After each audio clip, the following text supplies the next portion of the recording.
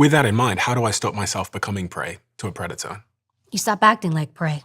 So the one thing you're not going to be is, it depends who it is. First of all, if it's personal relationships,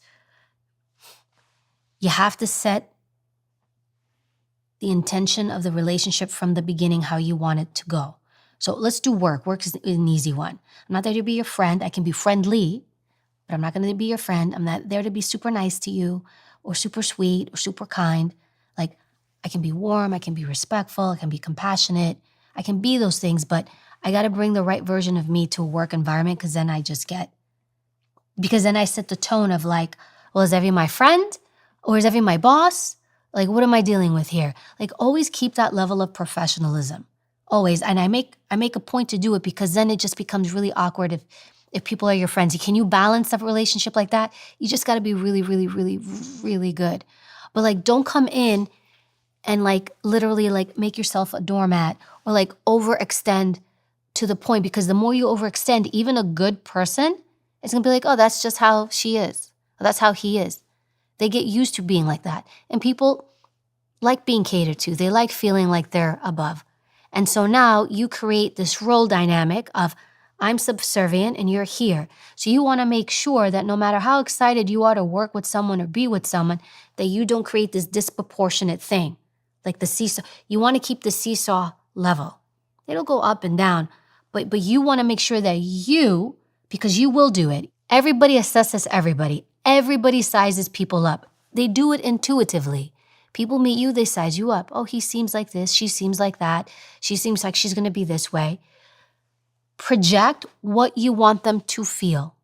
I'm here, I'm warm, I'm open. I'm happy to be here again. Thank you for having me. Let's talk. But at the same time, you can also think about how you sit, how you carry yourself, your voice, your tone. All these things play alone together. I know people talk about body language. It does play a role in the fact that, look, something as simple as when you go to meetings. Are you in the meeting and you're like this, you're small, maybe you got your phone out, right? What am I doing? I'm making myself small. My hands aren't on the table because I don't think I'm worth putting my hands on the table, right? I want to literally make myself disappear. I'm not going to ask any questions. I'm going to maybe sit like this with my thing here, right? So this is telling you a story about me. It is. So it's a really subtle way to be like, why don't I sit with purpose? I'm going to sit like this. I'm going to have my arms out. I'm going to have my shoulders back. Something as simple as just my posture means something.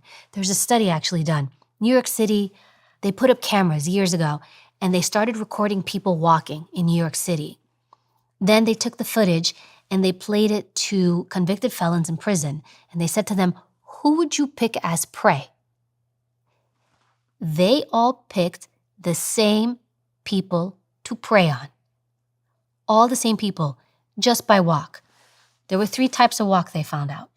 One walk was, I'm walking, I'm sloppy, I'm not paying attention, I'm just like in my own space. I have really no deliberate purpose in the way I'm moving my body. Target, easy prey. Other easy prey, my walk is small, I'm more timid, I'm kind of like not comfortable, I'm like paying attention. Easy prey. Those 2, bar none, were picked. You know who they didn't pick? The walk wasn't too sloppy big, it wasn't too small, it was right in the middle, and it's deliberate. I'm in control of my body, I'm looking around, I'm present, I own my space. That person I want nothing to do with. Those group of people were not picked to be targets. So we exude vibes, energy, all that stuff, but even this tool that we don't pay attention to, our body. Think about how you use it to portray yourself when you're out there. Am I commanding myself, or am I just not paying attention at all? So even subtle things like that. Your voice, it's called paralinguistics, and I wrote about it a lot in Becoming Bulletproof. Your voice. Do I talk like this? Hi, I'm Evy. So nice to meet you. I'm so glad to be here. Hi, guys. Love it. Right? What kind of guest am I going to be? Right? But when I find my true voice and I own it, I slow down my speech, I bring down my tone and pitch to my true voice, to at least the most powerful voice, and I'm grounded, and I take my time. And I'm also, when I speak and I take my time, I'm letting you know I deserve to be here. What I'm saying deserves to be heard. And I deserve to take time for you to listen to me, as opposed to when I speak really, really fast because, hey guys, look, really quick. I don't want to take up anybody's time anymore. I know you're all busy. What did I just tell everybody? Don't listen to me. What I'm about to say isn't really relevant, and you're more important, and what I'm about to say really isn't. I just killed it. How many times do people finish meetings like that? Why are you saying that? You just told them, don't listen to me. These are subtle things that if we just pay attention to, you don't have to do a lot. You don't have to do a lot. There's no magic pill. There's no secret to this other than really own yourself and think about, what am I exuding with my energy, with my body, with my voice?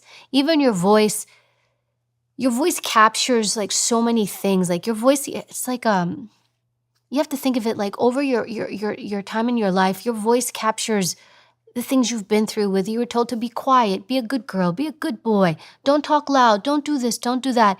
And you have to think like over time, this voice has become a bit mangled because other people around you were telling you how to use it. And often we're actually not using our true voice. It's the voice that we've sort of somehow manufactured and created based off of what everybody else told us it should sound like.